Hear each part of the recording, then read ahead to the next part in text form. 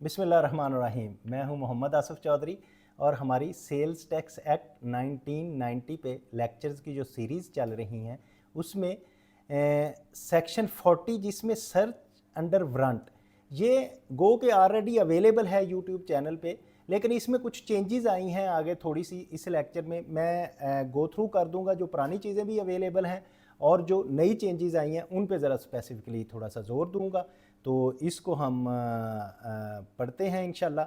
तो जो search under warrant, जब पीछे हमारा एक लेक्चर है सेक्शन 38 पे कि 38 के तहत इंक्वायरी आपने करनी है और किसी रजिस्टर्ड पर्सन के प्रीमिसेस पे जाके उसके स्टॉक रिकॉर्ड और बाकी चीज़ों तक आपने असेस करनी है।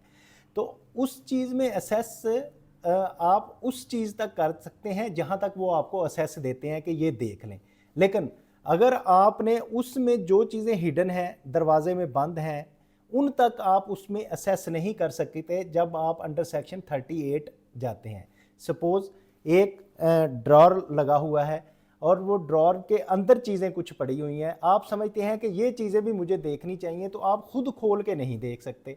अगर रजिस्टर्ड पर्सन को आप कहें वो खोल के आपको दिखा दे, दैट इज़ गुड, तो फिर तो आप 38 के अम्बेट में आ सकती है। लेकिन अगर आप खुद उसको देखना चाहते हैं तो उसके लिए आपको ज़रूरी है कि सर्च अंडर वारंट सेक्शन 40 के तहत इलाका मजिस्ट्रेट से आप उसकी इजाज़त लें कि मैंने सर्च करनी है। उसमें आप उसका ताला भी तोड़ के खोल के देख सकते हैं, छुपी हुई चीज़ें भी देख सकते हैं। जब आपके पास वारंट होंगे तो फिर आप हर चीज़ को असेस कर सकते हैं, अदरवाइज़ आप उसी चीज़ को असेस कर सकते हैं जिसमें वो आपको असेस देगा। तो जब कभी आपने 38 की प्रोसीडिंग्स करनी है तो उसके लिए जब कोई ऑफिसर जाता है प्रोसीडिंग करने के लिए, तो वो अगर सर्च वारंट साथ लेके जाएगा तो फिर जो बंद चीज़ें हैं, जहाँ अलमारी में रिकॉर्ड पड़ा हुआ है लेकिन उसको बंद है, उसको भी खोल सकता है, और किसी कमरे में असेस लेना चाहता है तो उस उधर से भी ले सकता है। तो वो जो है वो मजिस्ट्रेट से, इलाका मजिस्ट्रेट से आपको लेके जानी पड़ेगी अप्रूवल। तो ये किस तरह से होगा, इसको जो लॉ है सर्च का वो कोड ऑफ क्रिमिनल प्रोसीडिंग्स 1898 के तहत लिया जाएगा। ये तो सेक्शन है हमारा 40।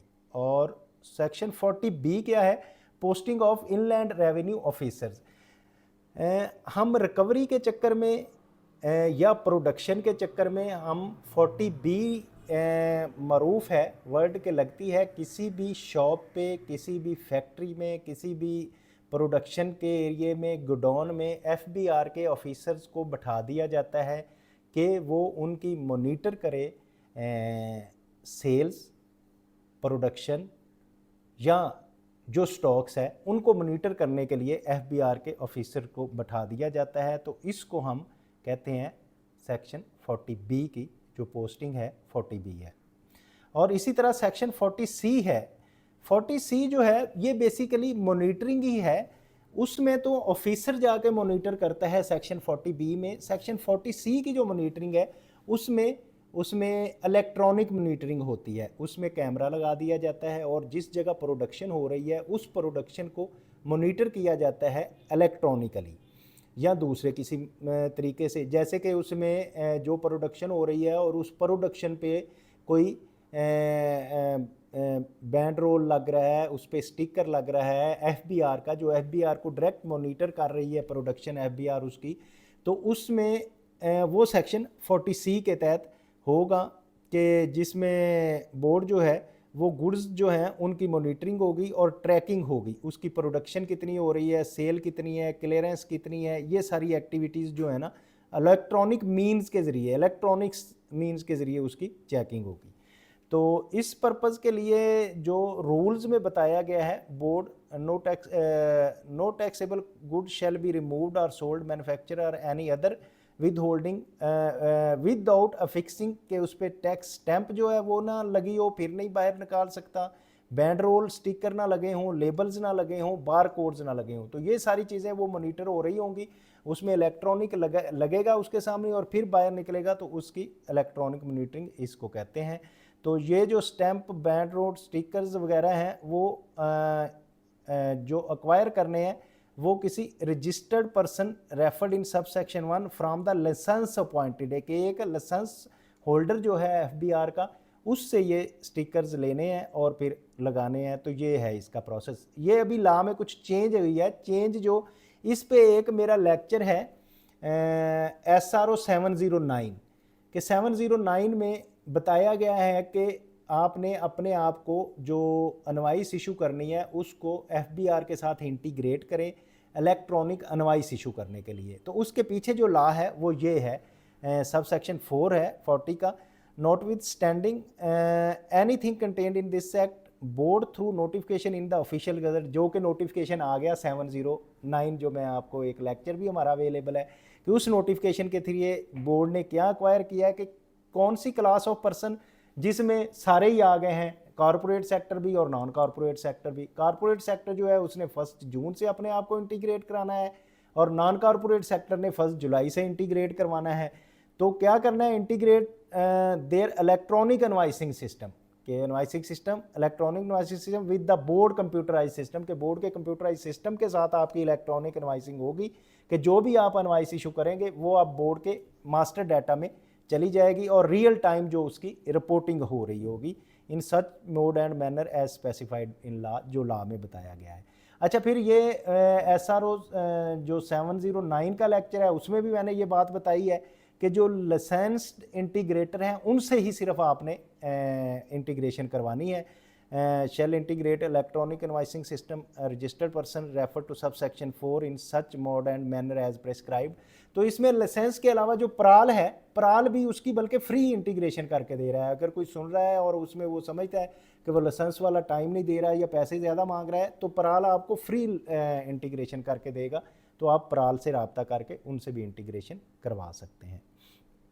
अब है section 40D, provision relating to goods supplied from tax exempt areas, कि ये है कि अगर टैक्स एग्जेम्प्ट एरियाज कुछ हैं, जैसे कि हमारा आज़ाद जम्मू कश्मीर है, फाटा का है, पाटा का है, और ऐसे एरियाज़ गिलगित बल्तिस्तान या वो एरियाज़ जिनमें से टैक्स की एग्जेम्पशन है, उनसे अगर कोई गुड्स आ रही हैं टैक्स एरिया में या उनमें कोई गुड्स ट्रैवल कर रही हैं, तो उनके पास उसका एक तो अनवाइसिस होनी चाहिए गुड्स, और जिसके तहत वो एग्जेम्प्ट गुड्स हैं वो एग्जेम्पशन का उनके पास सर्टिफिकेट और होना चाहिए कन्वेंस जो आ रही है। अगर उनके पास ये चीज़ें नहीं होंगी तो फिर क्या होगा कि वो कन्वेंस और गुड्स को भी कॉन्फिस्केट कर लिया जाएगा। और जो रीजनल टैक्स ऑफिस हैं वो जिस जुरिडिक्शन में ये चीज़ें गुजर रही हैं उसमें वो अपनी चेक पोस्ट बनाएंगे, और चेक पोस्ट में जो है एटलीस्ट इंस्पेक्टर जो है वो उसका इंचार्ज होगा और बाकी स्टाफ के साथ, और वो चेक करेगा उस चीज़ की validity and confirm the goods carried, कि जो टैक्स एग्जेम्प्ट एरिया से गुड्स आ रही हैं उनकी एग्जामिनेशन और उनकी वैलिडिटी जो है ना वो चेक की जाएगी। तो in the absence of prescribed document any discrepancy such document of goods carried such seizure along with the vehicle के, अगर वो मैंने ये पहले ही बता दिया कि अगर गुड्स के पास उनके पास सच डॉक्यूमेंट्स अवेलेबल नहीं है तो गुड्स और उसकी गाड़ी जो है वो सीज हो जाएगी। और द नोटिस, उसमें सीज करने के बाद सबसेक्शन 4 कहता है notice to the owner of the goods, तो owner of the goods and vehicle और गुड्स के नोटिस को उसको नोटिस किया जाएगा against the opposition of penalty shall issued within 15 days. ये ख्याल रखना है कि जब कॉन्फिस्केट हो गई गाड़ी तो विद इन 15 डेज उसके जो है वो गुड्स के ओनर्स या जो व्हीकल का ओनर है उसको नोटिस इशू किया जाएगा। तो for the purpose of this section expression tax exempt areas mean जो मैंने बताए हैं पहले, आज़ाद जम्मू एंड कश्मीर है, गिलगित बल्तिस्तान है, border substance market area, tribal areas, जो article 246 of the constitution of Islamic Republic of Pakistan, constitution of Islamic Republic of Pakistan में article 246 के तहत जो है एग्जेम्प्ट हैं उनको एग्जेम्प्ट किया जाएगा जो कि लॉ में प्रिस्क्राइब्ड है। Licensing of the brand name, तो अगर कोई ब्रांड नेम की मैन्युफैक्चरिंग हो रही है और उसके स्पेसिफिक गुड्स जो हैं वो required to obtain the licence, तो उनको लाइसेंस ऑब्टेन करना पड़ेगा उस ब्रांड का, जैसे कि stock keeping unit in such manner as prescribed in the law. तो एनी स्पेसिफिक ब्रांड जो है जिसके stock keeping units found in sold without obtaining the licence from the board shall be deemed to be counterfeited goods and liable to be outright confiscation and destination prescribed manner। तो अगर वो उस पर stock keeping unit और उसका specific licence नहीं होगा तो उन गुड्स को भी कॉन्फिस्केट कर लिया जाएगा और उसको प्रेजुडाइज किया जाएगा। Any other panel action which may be taken under the law, उसके तहत ये एक्शन लिए जाएंगे। तो ये था हमारा चैप्टर, पिछला ख़त्म हो चुका है। अब अपील का चैप्टर है वो हम अगले लेक्चर में इंशाल्लाह पढ़ेंगे। तो आप लोग, उम्मीद है कि इसको अच्छी तरह समझ रहे हैं, लेकिन अगर कोई प्रॉब्लम आ रही है तो आप कमेंट बॉक्स में कमेंट करें, और आप चाहते हैं कि बाकी लोग भी ये समझें तो फिर इसको लाइक करें, शेयर करें, सब्सक्राइब करें। Thank you very much.